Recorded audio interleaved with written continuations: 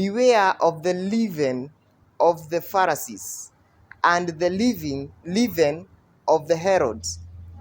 And they, verse 16, and they discussed it with one another, saying, we have no bread. Verse 17, and be aware of it. And be aware of it. Now, that is now Christ. They have realized they had no bread in the boat, nor a loaf. But now they start discussing by themselves. And Christ was not listening. But the Bible says, and being aware of it, Jesus said to them. See, Yesu alikuwa there, but he was aware of what they are talking. And be aware of it, Jesus said to them, why do you discuss the fact that you have no bread?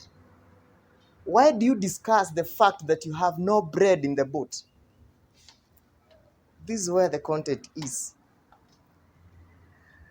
Why do you discuss the fact that you have no bread in the boat?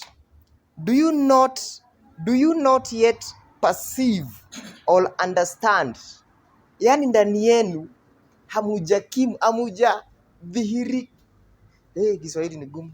Hamuja perceiving is that, are you not, hamuja kubali kabisa, you have not, hii kitu ijaingia ndani yenu. Have you not yet perceived or understand? I can say, I perceive you are a man of God. I'm fully convinced. Actually, the good word is, are you not yet convinced? Have you not yet understand? Have you? Why do you discuss the fact that you have no bread? Do you not yet perceive or understand? Are your heart hardened? Having eyes, do you not see? And having ears, do you not hear? And do you not remember when I broke 5 loaves for the 5,000? When I broke 5 loaves for the 5,000, how many baskets full of broken pieces did you pick up? And they say to him, 12. Do you remember the story of feeding 5,000 people? So remember that? Sasa anawauliza, ni nini mbaya na nyinyi watu wangu? Tumekuwa na nyinyi nikibreak 5 loaves. Tukafeed 5,000 people.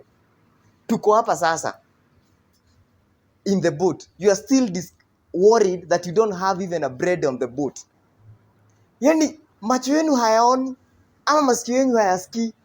Were you not there when I broke 5 loaves and fed 5,000 people?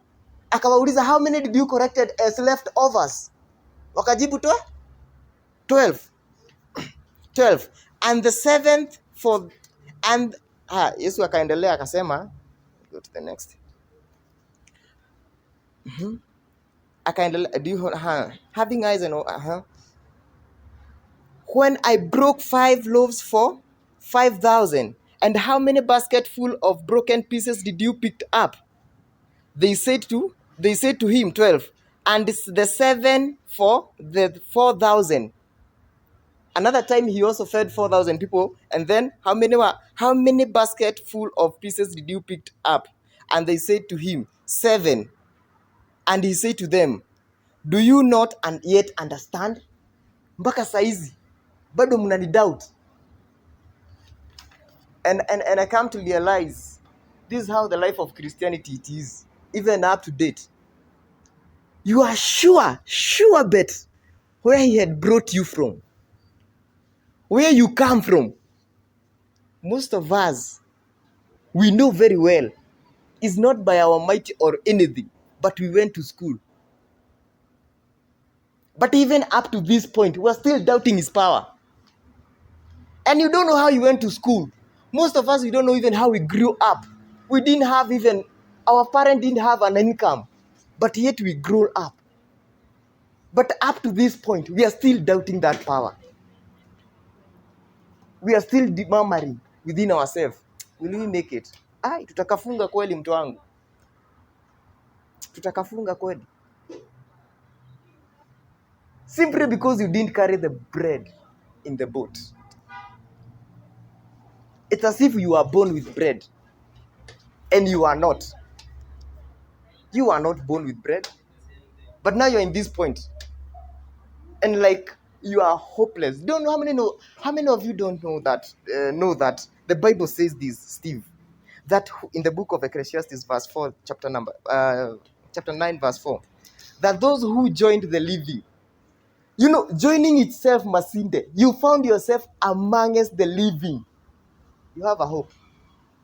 Because the Bible continues and says, because it's better for a live dog than a dead lion.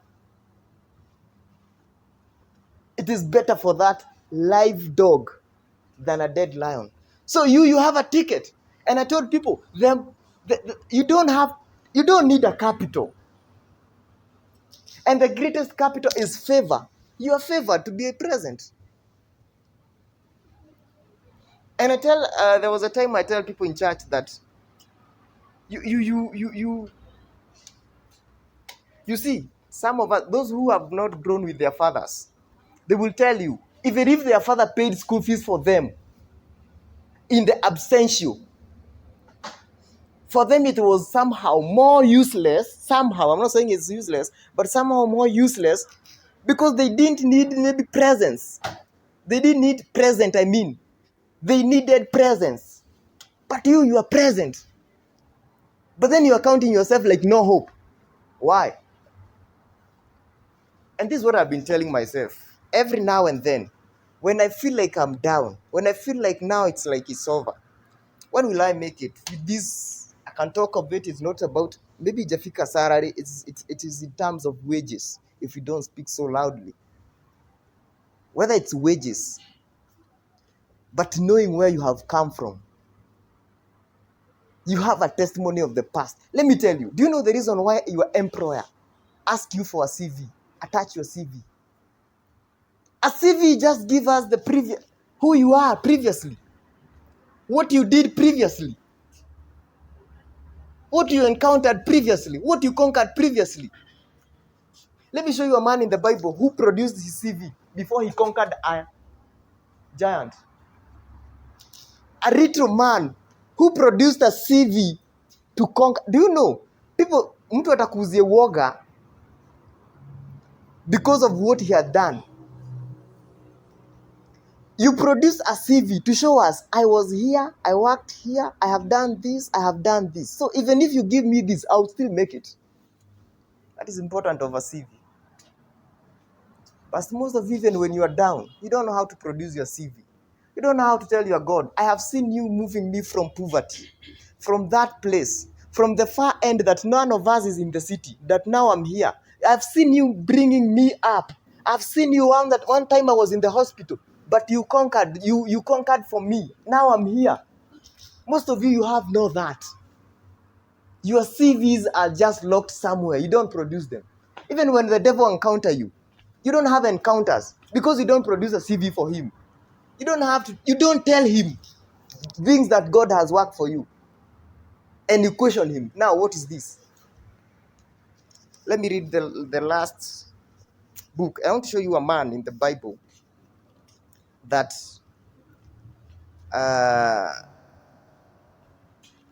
this man of God, David, is in the book of Samuel, chapter 17.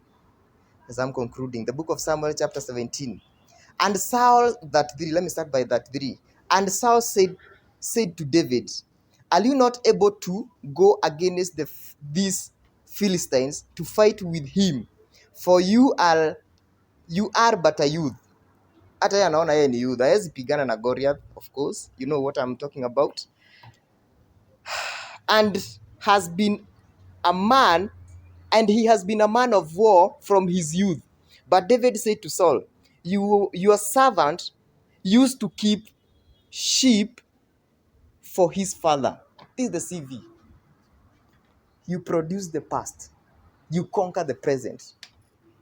Hapa penye unaona kama kuna mlima, you produce the past.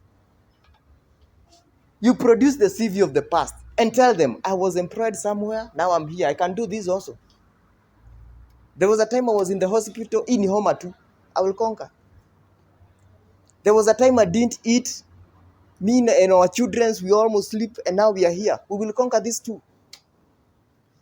And the Bible says, alimwambia Saul, there was a time, listen, there was a time I used to keep sheep for, but David said to Saul, your servant used to keep sheep for his father. And when there came a lion or a bear and took a lamb from the flock, I went after him and smote him and deliver it out of his mouth. And if he allows against me, I caught him by his beard and smote him and killed him. Your servant has killed both lions and bears, and these uncircumcised Philistines shall be like one of them, seeing he has defiled the armies of the living God. And David said to the Lord, who delivered me from the paw and the lions, from the paw of the bears, and from the paws of the bears. Lost kidogo. And David said, the Lord who delivered me from the paw of the lions and from the paw of the bears will deliver me from the hands of these Philistines. And Saul said to David, go and the Lord be with you. All of you, I don't have to finish this story. You know how the story went. Finally, Goliath was down, a whole giant. But what do I say? I'm saying this.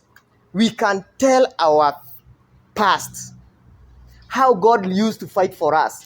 This man used to look. So David was a man after alikuwa anachunga mbuzi za babake, and he's saying very clearly, skiza Saul, nilikuwa nikichunga lion, inakuja inachukua mbuzi. In fact he's saying angeishika, unaona jaws, anashika base huku na hii side nyingine ya juu anaipanua hivi, inaachilia mbuzi na anaiua. Now what are you telling about these Philistines? Goliath, I will still conquer him. He's just but a least man to me. Before God, everything is possible. It's about producing your past and moving on. It's about saying the past we had, it was not that good. It wasn't that easy. But now here we are. We have to move on. I'm encouraging you that whoever has a breath has a hope. We who have joined the living, we have a hope. We have a hope. Most of you think, how will I make it? How will I? Sasa itafika lini? Kwani itafika lini? But you have made it to be present this day. That's the greatest thing. Mark you. You are within the presence. And when you're within the presence, present is automatic. Present will be given to you. Because the Father will automatically offer his sons and daughters the present. As far as his presence, you are within his presence. Now, and I tell myself, why is it we are so worried? So worried. We are so worried because we don't have faith with what you have seen in the past. We don't decode those matters and bring them as realities. We have a future, but we are so tumewekwa, akili yetu imewekwa vitu mingi mbaya, like tutawekwa tu chini, so we have tumepoteza mwelekeo. Ndio maana Yesu anawauliza, kuona nikifeed 5,000 people, sasa hizi mnakosa, you don't have a bread in the boat and you're still claiming, bado mnalia. Yani mpaka mliona lakini hamwezi amini, you don't believe. Guys, I want from this week we move like people of faith.